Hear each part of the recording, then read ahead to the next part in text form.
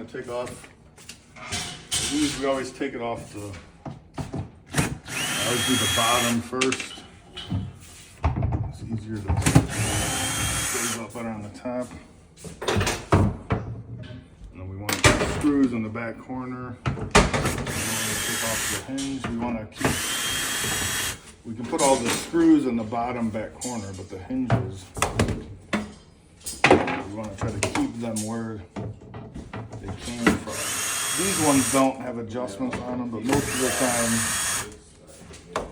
of the time there's adjustments on these. So if you mix them up, the door is not going to go back on there right. And then this we have 8. So we're going to put an 8 in here, a sloppy 8. And then we're gonna just cover that with some tape. But then this kitchen also, we have 2 different colors.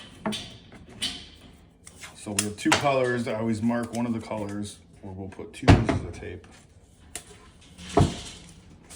So this is gonna be the color we mark with 2 pieces. And that is it. We put the 8 and covered it with tape. And now put this on the rack over here, and that's Take it over here. all right. And then